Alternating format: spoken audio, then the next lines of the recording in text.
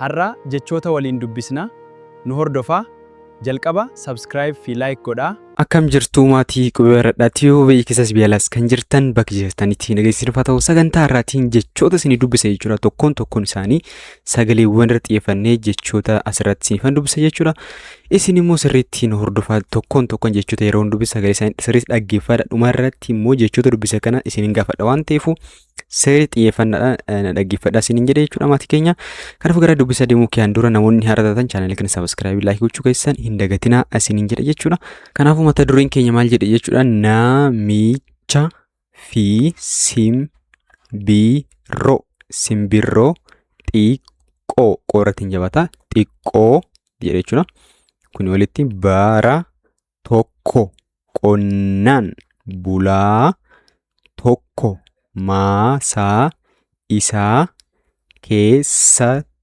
keessatti simbirroo xiqqoo kiyyoo keessa galtee argate jedhe jechuudha.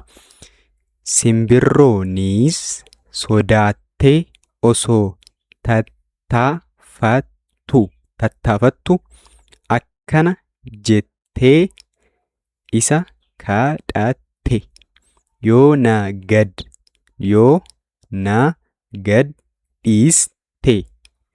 gadhiiste gorsa jireenya kee guutuu si fayyadu sadii sii hima.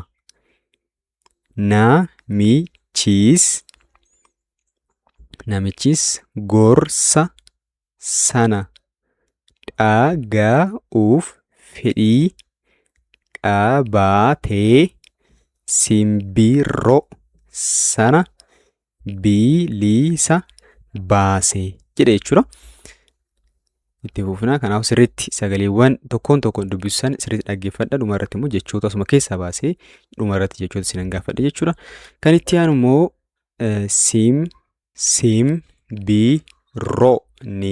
simbirroonis muka gubbaa qubatte akkana jette. Waan dhabameetti hin gaabbin. Waan dhugaa itti hin taane tasuma hin amanin. Waan harka kee keessa jiruun gammadi.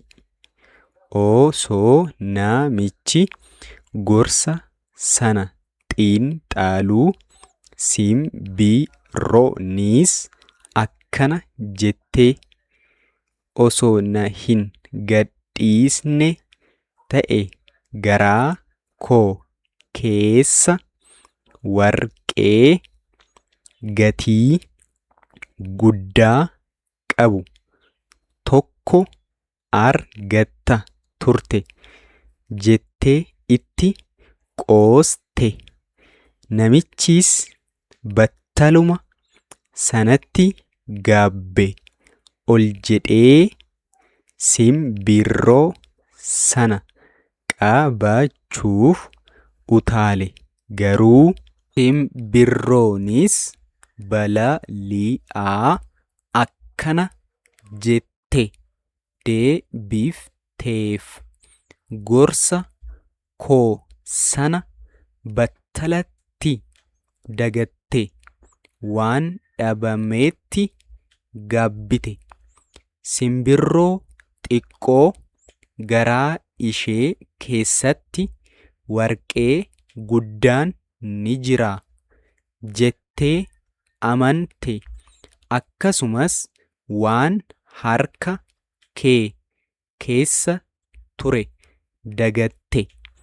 Namni gorsa dhaga'ee itti hin fayyadamne beekumsa qabaachuu isaatiin waan argatu hin qabu jedhe jechuudha. Kan itti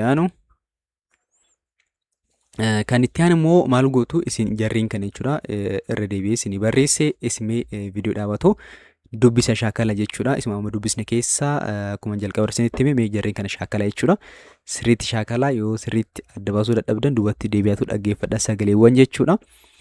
Kanaafuu dhumarratti maal jedhaa ergaan dubbisa kana beekumsi yoo hojii irra hin oolle waan gatii hin qabneedha. Waan darbe irratti yeroo balleessuu irra waan harka kee keessa jiru sirnaan karoorsi. Hojii irra oolchi.